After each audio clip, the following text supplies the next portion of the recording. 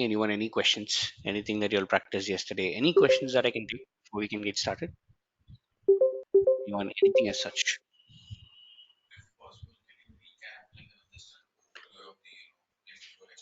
Sure, definitely. I'll.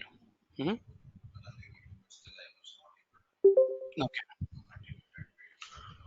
sure. I'll recap it out before we get started. Yes. Any questions that I can address? Right, so just a quick recap of what we've been doing on, let's say, day before yesterday. Is that we've been talking mostly around life cycle management policies, which just gives you an option to go ahead and, let's say, control the life cycle of a blob. When I mean a life cycle of a blob, you can tell if you want a blob in hot, cool, or an archive tier. And you can now set rules under lifecycle management policy out here, telling how do you want to, let's say, convert the life cycle of a blob from, let's say, is it, let's say, sitting in hot, or let's say after 30, do I want to, let's say, convert it into cool, or do I want to put it into archive? What exactly that I want to do is that you can now define a set of rules out here, which is automatic in nature. You can go ahead and set these rules automatically and to take care of it. Again, we were also discussing about what is the difference between a blob sitting in cool and archive. So the main difference out here was that cool, you still had to pay something. Archive, there is literally almost zero cost out there. Meaning for even 5,000 terabyte of data, we saw that the cost was around 800 rupees for a month that you have to pay. So it's literally no cost that you're actually paying for the storage capacity, but your blobs won't be available. Blobs will not be available. Yes, if the tier is archive, until you rehydrate it, until rehydration, back to hot or cool.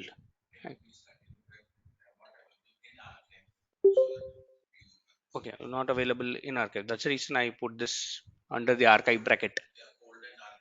Uh-huh. Not available in archive. Okay, let's see. No problem. Archive. Okay.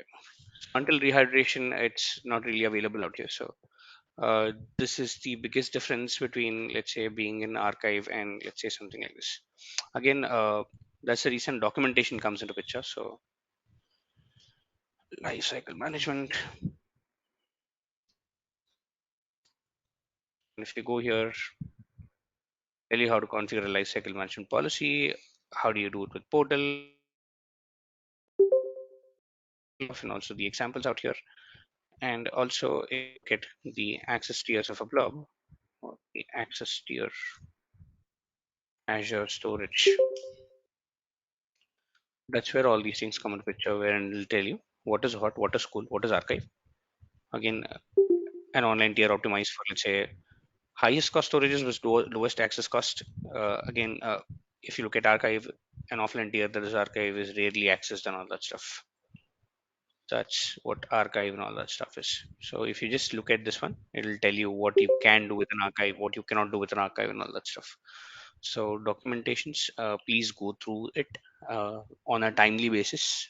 Try to, let's say, look at what are the documentations available as and when the class is over. I'll also give you the links, and all the links that I'm giving you are from Microsoft documentations only. So this is going to be our first stop solution. And if we do not really find anything out here, then we can, let's say, look at the secondary links out here. Like, a lot of blogs and all these things. We can look at those things as such out there. Hmm.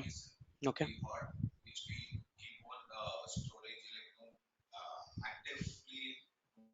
Interacting with it. Yes. Yes.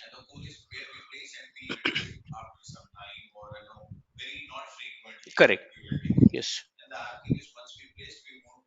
You be able to. Yes. Correct. Archive until, yes. We do not, let's say, go ahead and pull that back again. Yes. Any more questions here? Let's put if you want, please. Yes, anyone, any questions till here?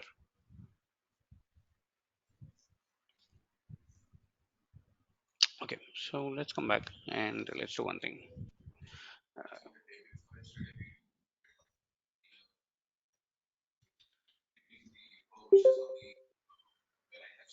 Mhm.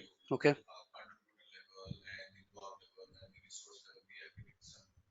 Yes, yes, correct. The last before one, it was on. Yes. Okay. Okay. Okay. Hmm. Let's see. If I have a storage, I do. So the agenda behind giving the SAS again, if you want to have someone access your storage account, you'll have to give some kind of a permission, isn't it? And that's where shared access signature as a concept comes into picture. So without going into the depth of it, just giving you the overview. So shared access signature now gives you a control on what kind of a permissions does someone with this particular key has an access to your storage account. You can say whether you want read, whether you want write, list, delete, and all these things out. You can generate a key out here, and that key can be shared end user, those who want to access your storage account, and those end users can use something called as a storage explorer as a software and connect to your storage account using those connection strings out there. So once they connect to it, depending upon the permissions they've been given, whether is it read or whether is it write, they'll be able to perform, let's say, operations accordingly. So if it's only read, then they'll be only able to see the containers. They'll be only able to see the content inside the containers and all these things out.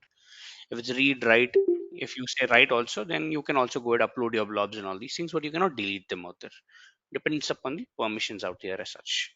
So that's the shared access signature. Again, if you look at this one, it's yes, it just says your shared access signature is a URI that grants access rights to your storage resources, and you can provide, let's say, what kind of an access that you need or what kind of an access that an end user needs out here next. That was shared access signature that we did on that day out there as such. Hmm. Okay. Hmm.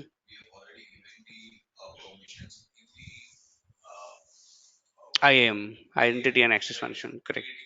Hmm. Correct. Not really. I did not give anyone the identity and access management out here again. So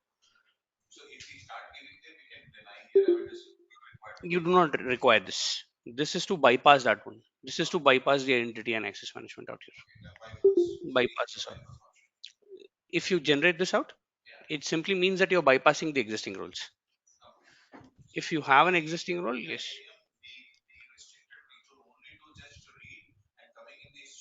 mhm, they'll still be able to, yes, because when you use a shared access signature, you nowhere log into Azure. Your permissions will only kick in if you log into Azure. If you do not log in, you're directly using a key. It's like a backdoor channel. You're coming through the backdoor channel and accessing your data out there. So it kind of bypasses the existing roles and permissions. Actually. So if you do not want, or if you do not want someone to be a part of your tenant, because that's a lot of user management that you have to do. You'll have to delete the users, see the users, conditional access, and all that stuff. So if you do not want someone to, let's say, log into your account and simply want to, let's say, do some data management, so you can go ahead, give them the shared access signature and all these things up, and they can bypass all those rules and they can directly come to your storage and talk to that particular storage account out there. No problem. Any other questions out here?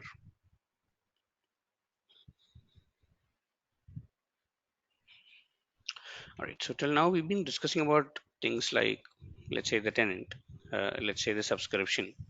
Then we have something like a resource group, and then we have a storage account. Okay, then we have a storage account out here, and then we have a container inside that particular storage account. So let me also put a container inside that, and the relationship is something like this. Under a tenant, you have a subscription. Under subscription, you have a resource group. Under resource group, you have a storage account. Under the storage account, you have a container, and under container, you have the blobs. So all good. So let's say that I am working with an organization called XYZ, and I'm working with a client. and the client is now coming down. And see, the client of course doesn't know what is Azure.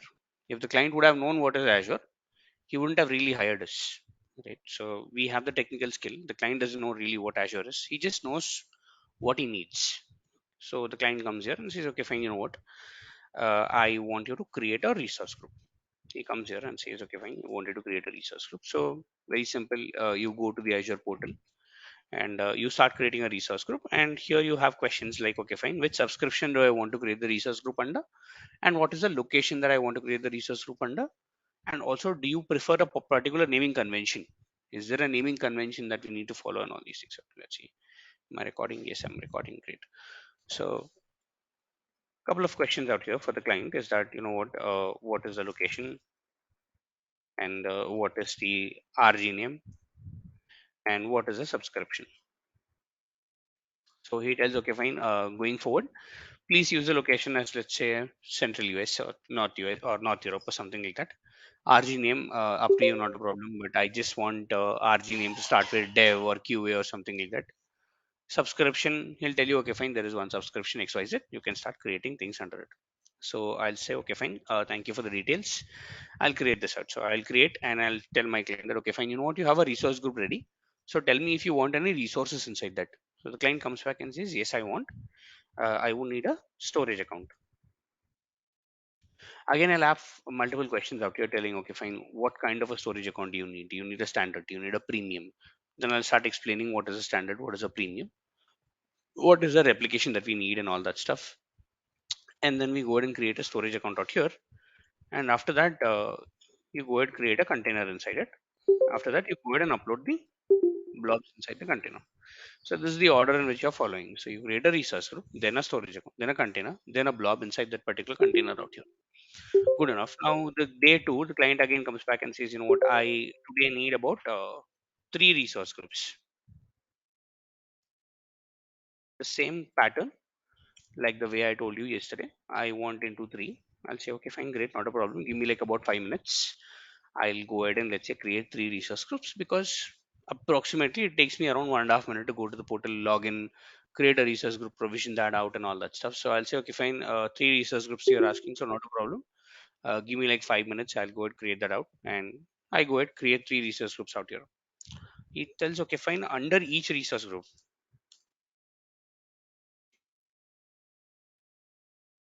I need around five storage accounts. Let's say with different patterns, different locations, and all that stuff. I take all the details and I'll say, okay, fine, to collect the details and do all that stuff, it'll take me some time. And after that, I'll say, okay, fine, to create we need about, let's say, 2 or 3 minutes to fill up all those details, and then go ahead and let's say provision the same thing out here. But again, if you look at this one, let's say to create a storage account, you take around 3 minutes, okay, per a storage. 3 minutes per storage that you're taking. I'm just giving you an ideal number out here. Now, the amount of storage accounts that you need to create, because you have three resource groups, five storage accounts under each and every resource group. So that becomes 5 into 3, 15 storage accounts that you need to create. 3 minutes per storage account, which gives you around 45 minutes out here. Around 45 minutes of time for you to create all these resources, provision them out, and all that stuff. Client still says, okay, fine, okay, 45 minutes, it's not a big deal. Go ahead, create it out, not a problem. And now he comes back and says, okay, fine, you know what? uh, I give you five storage accounts under each and every, let's say, storage, right? And you give me 10 containers under each and every storage account. We can, again, 10 containers under each, which makes it 10 into 15, 150 containers. So I would say we now have 150 containers out here. Now, how much time do you think that this will take? Approximate 2 minutes for each container. So 2 into, let's say, 150, 300 minutes. That's around, let's say, around 4 5 hours. Yes, 5 hours. Yes, exactly 5 hours. Currently like 5 hours out here. Again, he comes back and after 5 hours he says, okay, fine, you took six hours to just create me a resource group. let's say a couple of storage accounts out here and a couple of containers out here. Now he's telling, okay, fine. Now I have some data. I have 100 blobs to be uploaded under each and every container, and now that brings me around 100 into 150 containers out here, which gives me around 1500 blobs to be uploaded. No, it's 15,000 blobs to be uploaded. Yes, 15,000 blobs to be uploaded out here. Now, this is a very big challenge for me.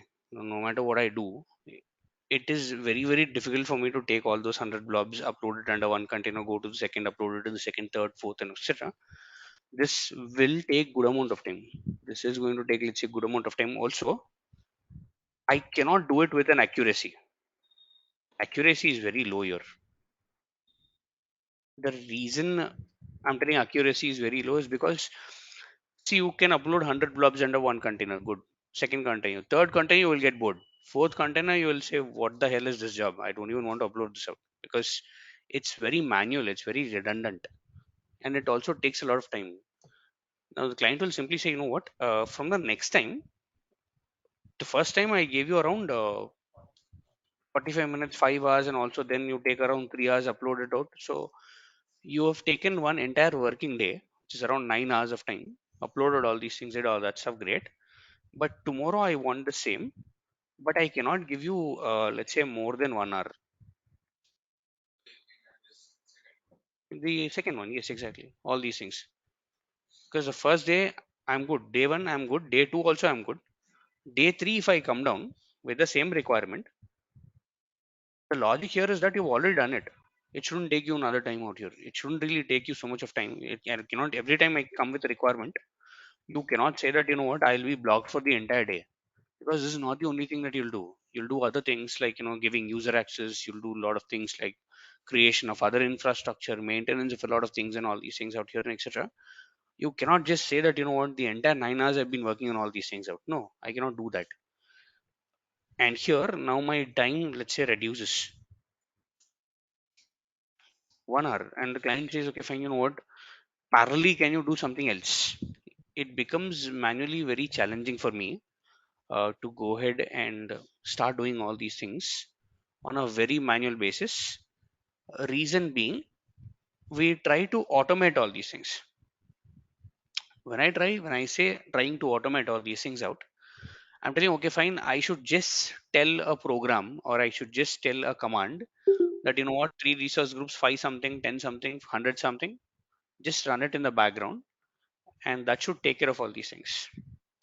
I do not even have to come and intervene in between. There shouldn't be a manual intervention. So I'll tell my client, you know what, I don't even need an hour. You know what, it'll be running in the background. Tell me what else do I need to do. That's what automation really is. That's the really requirement of automation out here, because see, the businesses are expanding, cloud is expanding, and also what cloud was 3 years or 4 years ago is not the same right now. The demand of an engineer who knows cloud is, let's say, really high today. The demand out here is that you know automation, you need automation out here, and that's what Azure also did. See, when Azure started their journey with cloud, right? They started with something known as a classic portal. Back in, say, 10 and 11, they had something known as a classic portal with limited automation support.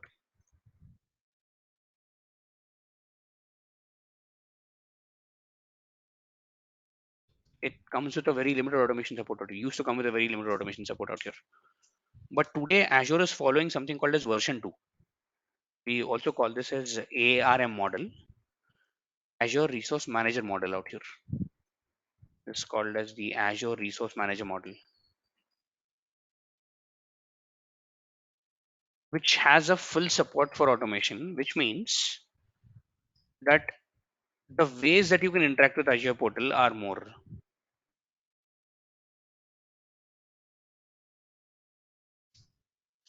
So I would say the very beginning, the very starting way is that, manually go to the portal and log into the portal and start creating your resources, viewing your resources, and all that stuff. B is that you can programmatically do it. by using something like a PowerShell script or something called as a bash script, shell scripting, bash script, and all that stuff. Or if you come from a pure programming background, then you can use something like a .NET program or a Java, Python, C Sharp, and you can interact with, let's say, the Azure portal out here. You can interact with the objects of Azure portal. When I say objects, I mean it can be a resource group, it can be a storage account, it can be a container, it can be a blob, it can be a machine, whatever it is that is created on the Azure portal out there as such. See, you can also come via something known as templates. Either you can write a program or you can use a pre-existing template in the form of ARM templates, Azure Resource Manager templates, or something called as Terraforms. Azure portal also kind of supports this. Finally, do you something have a REST API calls? Meaning you have URLs where you can place things out and you can do something known as a REST API call out here. So you can basically go ahead and interact with the Azure portal in these ways out there. And the first thing that we started with is that we said, how do you use portal and then start interacting with Azure? The second thing that we're coming down to is by using something called as a PowerShell script out here. As a PowerShell script, again, Bash is something that I'm not covering right now completely. Bash is something that we'll look at the very end of the course, where we'll interact with something called Dockers, Kubernetes, and all that stuff. So very little Bash, but a more of PowerShell is, let's say, coming on the way. So that's what I'm going to start, and it's going to take around, let's say, the next 10 to 14 classes at least, 10 to 14 hours at least, to do this automation. So we are doing PowerShell, we are doing ARM, and at a later part of the course, we'll also be doing something like Terraforms. So Terraforms is a separate module that we'll cover once we understand what Azure DevOps is and all these things. That's where we come down to Terraforms. But the next, let's say, a couple of weeks at least, the target here is to understand and to get an intermediate idea on what PowerShell really is and ARM really is, because I cannot say that you'll become an advanced scripter, because advanced knowledge comes when you practice it. So that completely depends upon the practice. Here, what I'm trying to do is that give you all the tools, give you all the basics of it, so that you can start building things on top of it. Again, on the journey of this course, I'll also suggest a lot of YouTube channels. So you can go there, you can look at a lot of PowerShell videos out there and etc. But believe me, your resume needs to carry one of these, at least one of these. Today, the demand is that, okay, fine, do you know PowerShell? Great. Do you also know ARM? Do you know Terraforms? Do you know cloud formation templates? Do you know Bash scripting? Do you know Linux and all that stuff? So the demand is ever growing. At the same way, we'll have to keep up with the pace of the industry. We'll have to tell, okay, fine, this is the demand, this is what I need to match. That's where you need to start looking up at profiles in, let's say, Naukri or Monster. Just type in Azure DevOps. See the profiles that you get. See what kind of a job description they are giving you. What is the demand? Match it to the course. See where we are. See where we are lacking. See what we need to, let's say, do more and all these things out there. Yes, before I move forward with starting PowerShell, anyone any questions out here?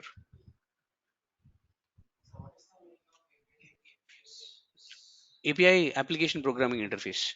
So API is nothing but, it's nothing but a link, like a URL.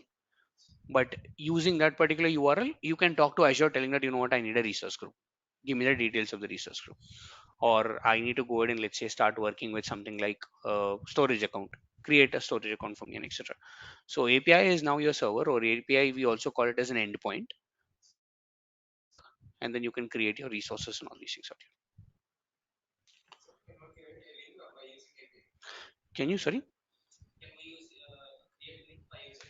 It's not a link, it's a ready-madely available link out here. So using a link, you can provide your parameters like the name of the storage, like the location of the storage, and talk to that API, and that API call will go ahead and, let's say, create things out for you out there.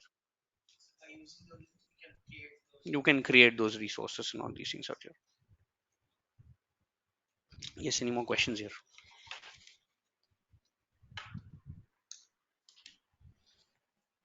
All right, so let's get started with PowerShell then. If there are no questions, then I'll just go ahead and start taking PowerShell. And let's see. Again, in order to start your journey with PowerShell, the requirement here is that you need to have a laptop with an operating system which is greater than or equal to Windows 7 Service Pack 1. There is something called Windows 7 normal version. There's also something called Windows 7 Service Pack 1 out here. So your operating system should be greater than or equal to something called Windows 7 Service Pack 1 out here. So Windows 7 Service Pack 1, Windows 8, Windows 8.1, Windows 10, Windows 11, good enough. Again, the preferable operating system, if you were to ask me, will be a Windows 10 operating system. That's like the more, let's say, latest operating system out here. Sorry? No, I would say the Windows operating system I'm talking about. I'm not really talking about, let's say, the Outlook version or Microsoft Outlook version that I do have. Windows 11 is the latest. Windows 11 Pro and all is the latest. But I would say anything higher than Windows 10, Windows 10 or Windows 11 or anything which is latest is good enough for me. Windows 7 still works, but you still need to do some tweaks. You probably need to update your operating system. You need to download a lot of updates and get it done. But yes, if it's greater than or equal to Windows 7, I'm good. Windows 10 preferable. This is something that I need. Option B, oh sorry, not option B, but the second step here is that after the operating system, you need to have a software called PowerShell installed. Again, how do you install it? You don't really have to install it. It comes by default with Windows operating systems. Like you have something like a CMD, command prompt. So we've been using command prompt since like ages. You get something called command prompt with your system. At the same way, in the same way, you get something called PowerShell with your system. Windows PowerShell looks very similar to the command prompt console. Not a lot of difference, but this can take PowerShell commands. This console cannot really take a PowerShell command out here, which means I'll just close this out. It looks something very similar to, let's say, your command prompt console. It will allow you to write commands. You can go and write a lot of commands, execute a lot of commands, and all these things out. But the problem with this particular, let's say, PowerShell console out here is that it's a single non-interactive window. What do I mean by that? Is that, see, you cannot do things like debugging. You cannot do things like, what, I want to write my script. I also want to save this for future purposes and all that stuff, which makes it very difficult with this particular single line console. I can still write my commands, execute it out and all that stuff, but I cannot do a lot. And that's where they came up with something called PowerShell ISE. If I type in PowerShell, there is something called Windows PowerShell ISE, Integrated Service Environment. So if I go here and to open this out, this is how it's going to look like. So in your case, when you open it out, right, it might look just like this, a single window out here as such. You have the option to split your screen. This is the option here in the very top of the screen out here. Let's see. This is the option at the very top of the screen. When you can split your screen, let's say horizontally, you have, let's say, something like this, or you can split your screen vertically by making it into two halves, or you can have a full screen out here. And the white color screen that you see here, it's called as the input console. And you can go ahead and start typing your commands. You can go ahead and start saving your commands and etc. It looks similar to a notepad window. It's like a notepad window where you can start writing your commands, where you can start giving inputs to your PowerShell. And the blue screen that you see here is the output console. So whatever that you write here can be executed, and the output of the same can be seen in this particular window out here. So what this PowerShell ISE, let's say, give you the ability out here is that PowerShell ISE lets you write, lets you save, lets you debug, lets you understand what are the commands and etc. And there's also something known as autofill mode in PowerShell, where when you start typing something, it automatically give you suggestions telling you that, okay, fine, what exactly that you want to write. Probably you want to write something like this and so on and so forth. And more advanced tools than PowerShell would be something like a VS Code, Visual Studio Code, and all these things, which we'll talk about on how do you install Visual Studio Code and everything. Yes, this one is the output console. So input and output. Again, you can also type the commands directly out here. But if you type it here, you will be able to save it, reuse it at a later point in time, make corrections to it and all that stuff. So it gives you an interactive way to go ahead and let's say work with your commands. Yes, any more questions out here? Okay, so let's start typing something. Let's start working with PowerShell. And the very first command that I'm going to introduce is called as a write hyphen host. Called a write and then hyphen and then something known as host, wherein I'm just telling PowerShell that you know what, write something. Give me some output. If I just do this command and type my statement, it'll say, okay, fine, I'll write something down in your PowerShell console. If you are familiar with a C program, it's like a printf statement in C. It's like printfs in C, which just goes ahead. Whatever you write in that particular input console, it'll just go ahead and display this in the output console out here. For example, I'll say write host space, and then I'm opening up something called as quotations, where I'm saying my name is Kiran, something that I'll say. And then I want to just execute this particular line. So what I can do is that I can put my cursor on the line number one, and here there are two options. There's something called run everything, meaning all the lines will be executed. Whatever lines that you have written till now will be executed. Or if you just want to run some selective lines, you can call, let's just say highlight these lines, or you can just place your cursor there and just click on this particular button. And what this is going to do right now is this: it's firstly telling what did you input here, telling this is your input, which is write host command, and this is the output, where it is telling you, okay, my name is Kiran in the output format. Let's say you want to differentiate the color of input and output. You want your output in a different color out here. You can also do that. So write host supports something called as script arguments, meaning after your script is done, now this is your skeleton. If I execute this, yes, my job is done. But you can give additional commands to your script telling that, okay, fine, you know what, I want this line in a color called yellow or green or something like that. So you can do one thing, you can do a space, say hyphen, and as in when you do a hyphen, the PowerShell ISE here loads a lot of things, suggestions out here for you, telling what do you want to do really. I support all these things, and I'll say, okay, fine, I need a foreground color called green.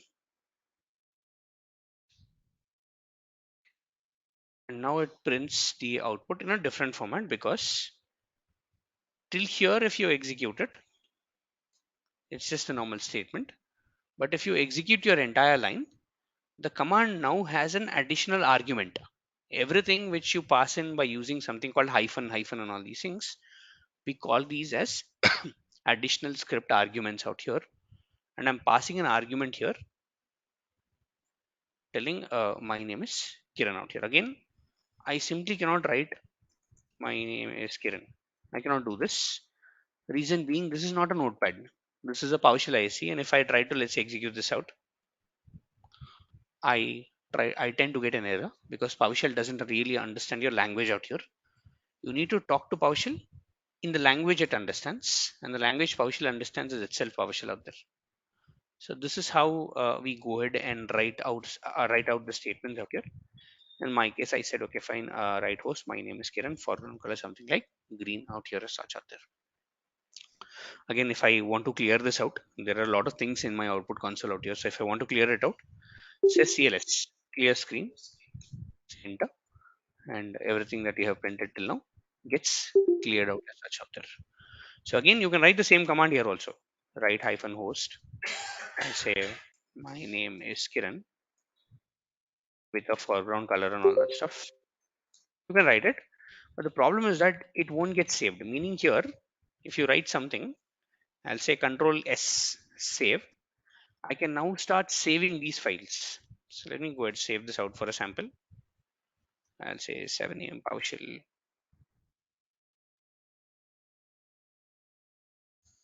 to a folder called class one out here.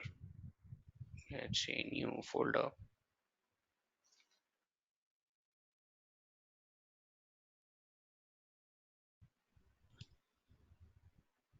and if I do introduction, I can save it in a format called introduction dot ps1.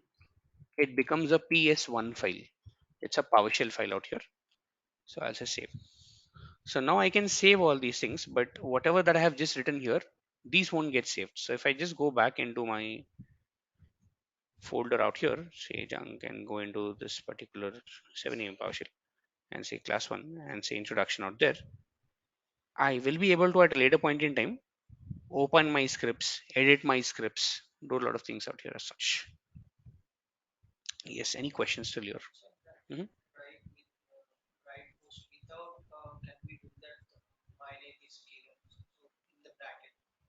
Without the bracket? Without this bracket, you saying? This one?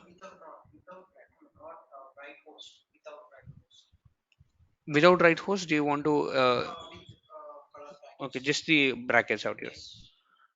If you do not do a right host, so let's do this.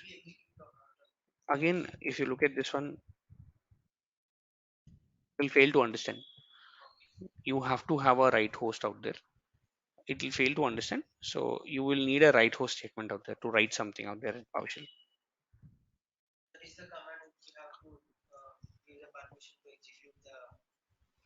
Mhm. Yes, whatever you have written in that particular quotes, now to execute that, you will need a command called write host to execute that out there. So let me write down a couple of statements. I will say another line. I'll say write host. I'll say Kiran loves playing cricket.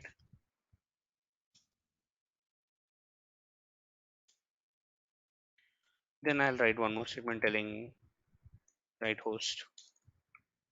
Kiran belongs to Hyderabad.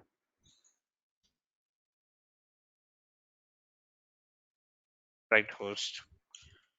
I'll say some other statement that again this is Kiran. I have multiple things like this. Let's say when you write an actual program, let's say that I have written the word or I have written, let's say, the name called Kiran in multiple places. Kiran, Kiran, Kiran, and all that stuff in multiple places out here. Now, if I want to execute everything, I can click on this one called run script. If I run the script, I say, okay. Now, if you see, it's not giving you any in, let's say, your input statements out here. If you just run this the way it is, it'll first give you the input and then goes ahead and displays the output. So there are things that you're doing out here. So let me clear the screen. Let me come back again. If you just click on this button called run, it'll just go ahead and run the entire script and give you the output out here, whatever the output of the script is. But if you want to do a line by line execution, if you want to do a line by line execution out here, let's say you just want to execute the first 3 lines. You can select all the first 3 lines, then execute this. The difference here is that it'll first tell what is this executing and then it will go ahead and give you the output. So there are two things out here that happens. The output console will both display the input and the output out here. This is what happens when you do a run selection. This is used for you to troubleshoot something. Something is failing. You want to understand which line is failing. So you can basically just run that particular line and go ahead and let's say get this output out here. Good enough. But let's see this. If I just run everything, it's telling my name is Kiran. Kiran loves playing cricket. Kiran belongs to Hyderabad. This is Kiran and all that stuff. Let's say I want to change the name Kiran, not Kiran, but I want to put it Suresh. I want to put something called Suresh out here. So what I need to do is that I need to go to first line, change it to Suresh. Go to second line, change it just to Suresh. Third line changes to Suresh. Fourth line changes to Suresh out here. Now the issue with this approach is that I can make spelling mistakes while I'm let's say doing all these things out. And if the number of lines are 4, I took around a few seconds to go ahead and do it. If there are 40, I'll take more time. If there are 400, I'll take more and more time. If there are 4,000, then I'll even forget about, let's say, doing all these things out. So I would want a way to reuse my names. I would want a way to replace my names out here. So instead of going ahead and hard coding a name, this is called hard coding, wherein you're going ahead and giving the actual name the way it is. Instead of hard coding it, I can start using, sorry,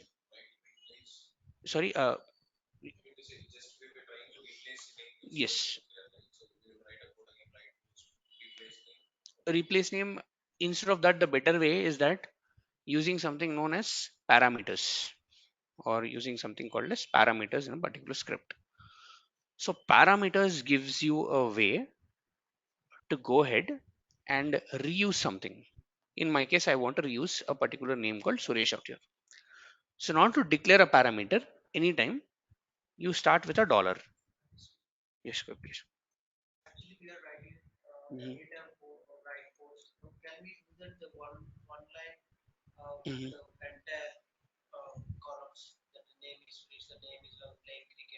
Mhm. Yes.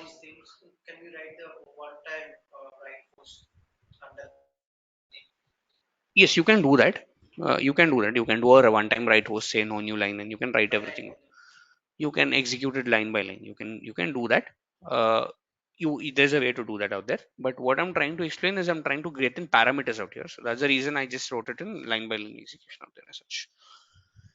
Right. So in order to declare a parameter in a PowerShell script, you'll have to start with dollar. After dollar, whatever it is, X, Y, Z, A, B, C, whatever it is, PowerShell now treats it as a parameter out here. Now I'll say, okay, fine. Since I want to declare a name, I'll say dollar name. This is now a null value parameter, meaning if I execute this, PowerShell say, okay, fine. You wrote something called as a name with no value inside it. So if I say dollar name here as well, PowerShell says, okay, fine, name, but this name doesn't have a value with it. There is no value assigned to it. And if I now want to do value assignment, I would say name is equal to, I'll say equal to something like in quotes Suresh. And if I now execute this out, it's now telling name is equal to Suresh, which means that anywhere in my script, if I say name and say enter, it's now going to return a value called Suresh out here, because I have assigned a value called name and I said name is now equal to Suresh out there. So what I can now do right now is that instead of, let's say, doing Suresh, I'll say dollar name. I'll replace wherever that I do have, let's say, Suresh out there with dollar name, and then dollar name. Now see, it's telling right host, my name is dollar name loves playing cricket, dollar name belongs to Hyderabad. This is dollar name out here. I'll save my script and now I'll execute this out. But before I execute, let me clear my output console because there are a lot of things that I did here. If I now execute this out, PowerShell is doing a line by line execution. PowerShell always does something called as an inline execution out here, wherein it is telling, okay, fine, my name is Suresh. Suresh loves playing cricket. Suresh being belongs to Hyderabad. This is Suresh. What did PowerShell do while executing it? Is that PowerShell understood that, okay, fine, you are calling something called as a parameter. This is called as a parameter call. This is a parameter declaration. So you're calling a parameter. So now PowerShell will say, okay, fine, let me find the actual value of this particular parameter. PowerShell finds that the actual value of this particular parameter is Suresh, replaces it out with Suresh out here. Let's say tomorrow you want to change this to Mahesh. I'll just come now, not going to each and every line. I'll just change the assignment out here. I'll say it is Mahesh. Save my script. Now I'll just go ahead and execute this out. Now PowerShell understands that dollar name is not Suresh, but dollar name is Mahesh. And now it's telling that, okay, fine, dollar name is equal to Mahesh. Mahesh loves playing cricket. Mahesh belongs to Hyderabad. This is, let's say, Mahesh out there. Which means that using a parameter is easier, and using a parameter lets you not hard code something. Meaning you can simply say this is the resource group with the name called some resource group name, location or something like that. If you want to pass a different one, then yes. Again, locations and all these things you can hard code. I mean, instead of hard coding it, you can parameterize.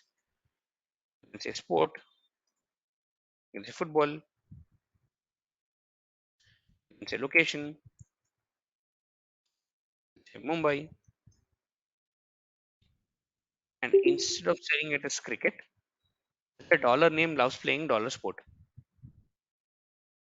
Dollar name belongs to dollar location. I can use multiple variables in the same line. I can use multiple variables in my script, or sorry, multiple parameters in my script. If I now start executing this out, each and everything is replaced. This is a parameter call. Parameters are replaced using these particular calls out here as such. Yes, any questions still here that I can take?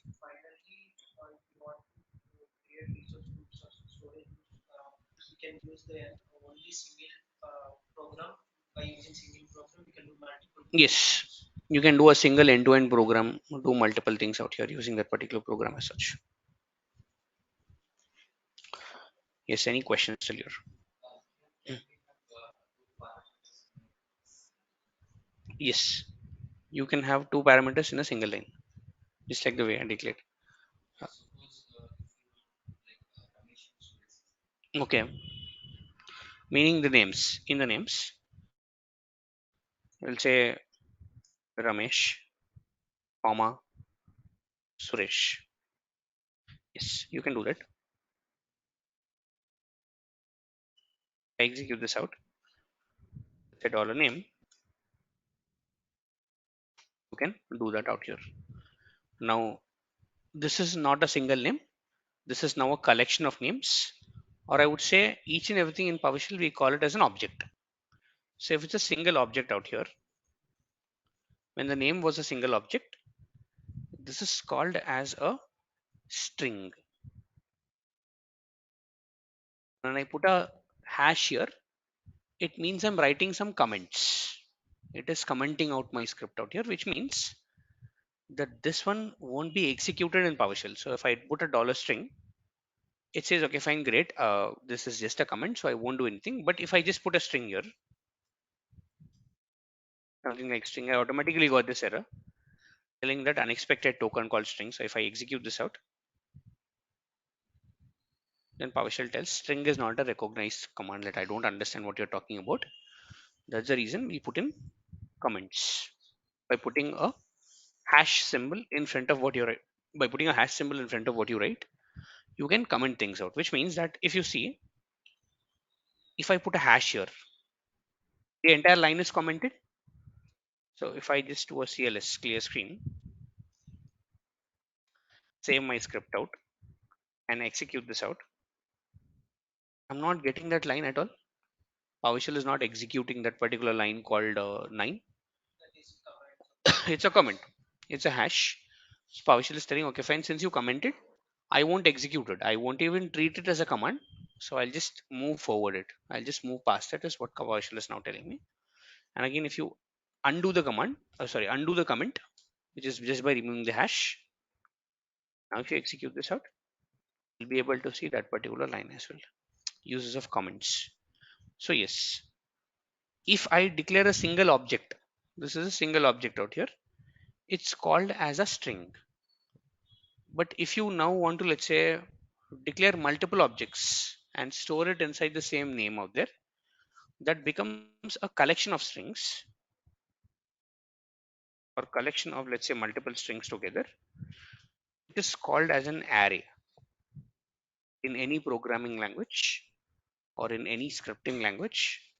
A collection of multiple objects becomes something known as the array or array list. And the way you declare an array in PowerShell is that you put, let's say if I want an array of names, I'll say array is equal to at the rate open and close parenthesis or curved brackets, we call it as parenthesis up here, inside which you can say Mahesh, you can say Suresh, can say something like Kiran. You can have these three names declared in a comma separated value enclosed in double quotes. So this becomes the array. This is an array of names wherein this now becomes a string. So if I do a dollar name, I get Mahesh. If I do a dollar array, Mahesh, Suresh, and Kiran out here. These are data types in a programming language: strings, arrays, integers, hash tables, and all these things out. These are data types in a particular, let's say, program language out there as such. Any questions still here that I can take? Anyone? Any questions that I can take till here?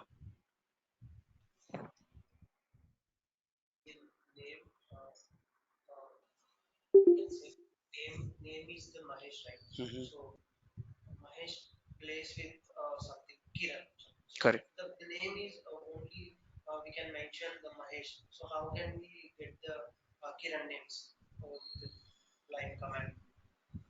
Can you come again with your question? So the name is Mahesh. Mhm. Okay.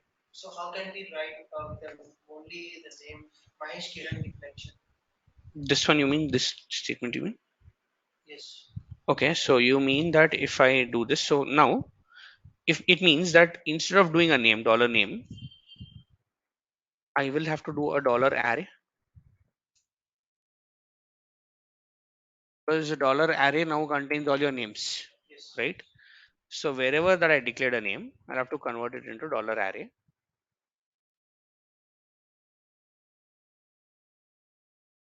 I'll have to convert this into a dollar array. Then if I execute this out, it comes something like this.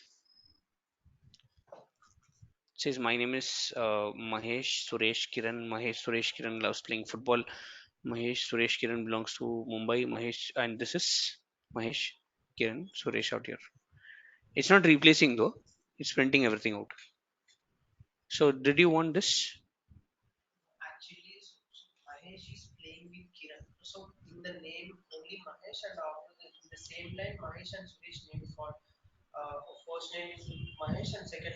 Mhm.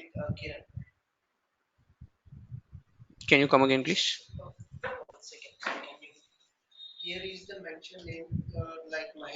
Mhm. Mhm. Okay.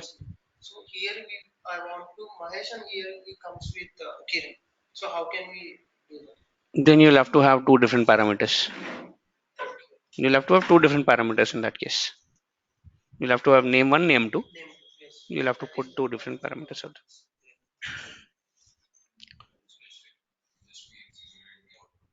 Mhm.